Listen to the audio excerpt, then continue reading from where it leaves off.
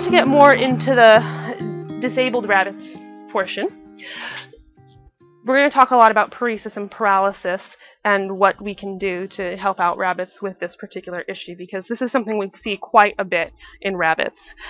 Paresis and paralysis are two different things. Paresis is where you have very weak ability to move your muscles and move your limbs. You have the ability to move them somewhat, but it's very depressed from what you normally are able to do. Paralysis, on the other hand, is a complete absence of ability to move your limbs or move a portion of the body. So the nerves that are going to those muscles to tell those muscles, hey, contract, move, in a paresis situation, they're just really, really weak, versus a paralysis situation, the nerves and the muscles just really aren't really talking very much at all. A lot of times when we're talking about paresis and paralysis, we're using it to talk about limbs, but you can have paresis or paralysis of other parts of the body. For example, rabbits sometimes will have facial nerve paralysis, where they have a particular nerve in their face that makes it so that they can't actually move their face muscles.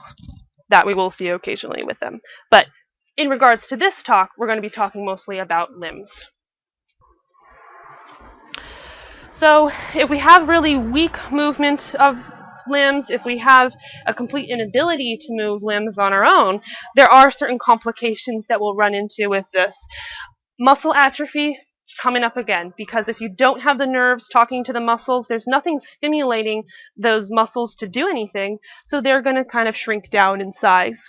Urine and fecal scald unfortunately happens quite a bit with these rabbits, and the reason being is because they urinate, they defecate, and they can't move to get away from it, or they may not know to necessarily move to get away from it. They may have poor feeling and have an inability to completely get away from it, so that urine and feces can actually sit on their skin and cause burning to the skin. And this picture over here of this little rabbit, you can actually see on her hind limbs here both muscle atrophy, where those limbs are just really, really skinny, and then you can actually see little like red ulcerations because of the fact that she had been sitting in urine and feces.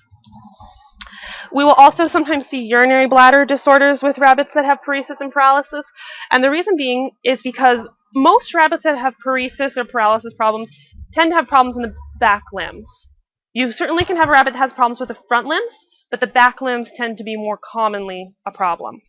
So if we have a rabbit who has paresis or paralysis of the back limbs, the nerves that are supplying those limbs also go to control the bladder too. And so if we can't control our limbs very well, then we usually can't control our bladder movements very well either. So it can make it so that a rabbit has either just no tone to their ability to, close off the sphincter to the urinary bladder, and they may just dribble urine. Or it can make it so that rabbits have a really kind of tight tone and aren't able to relax, and then they can get a bladder that just fills up and is really hard to completely empty out. So because of that, you can have bladder sludge occur a little bit more frequently. And then the other thing that we'll see sometimes with paresis and paralysis is fractures.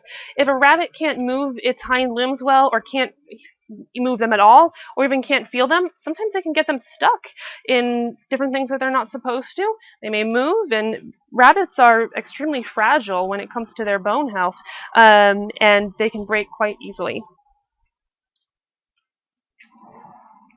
So how do we avoid complications from paresis and paralysis? Well, one of the helpful things we can do is provide some sort of soft bedding for them, of course.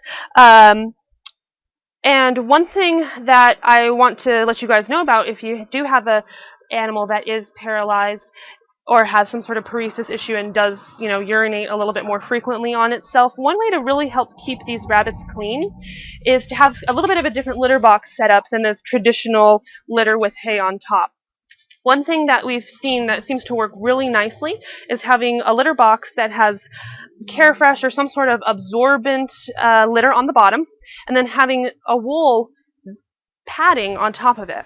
And then the rabbit can sit in that, and when it urinates, wool is really good at wicking away the urine from the body, and it pulls it away from the body, and then if you have your absorbent bedding or litter underneath, then that absorbent litter will actually absorb the urine. And so it really helps to pull urine away and helps to reduce urine staying on the skin and resulting in burns to the skin. Of course, because of the fact that they may be sitting in their urine and fecal material, frequent cleaning is necessary. It's really important that these animals be looked at every single day, even a couple times a day, to inspect, okay, do we need to clean you up? Do we need to get stuff off of you? Maybe give you a little bit of a bath. Physical therapy and exercise can be really helpful for these rabbits to help with muscle atrophy. Again, we're going to talk about that a little bit more at the end. For rabbits that have bladder problems associated with their paralysis, bladder expression is sometimes necessary for them. And that's just to help them to actually empty urine out of that bladder. So urine isn't just sitting in there and potentially resulting in them developing sludge or urinary tract infections, those sort of things. But that's something that I'll talk about at the end, but it's really good to go over with your veterinarian so that your veterinarian or technician can help you learn how to do this if it needs to be done for your pet. You're going to want to avoid toys, blankets, wire cages, things that they can get their limbs stuck in because of the fact that, you know, sometimes they put their little feet where they're not supposed to, they don't recognize it's there, they move, they injure themselves. We're trying to avoid fractures. And then for those longer term issues, those animals that have paresis or paralysis, not as a temporary thing, but something that they're living with as a chronic problem, a cart can really be helpful for them.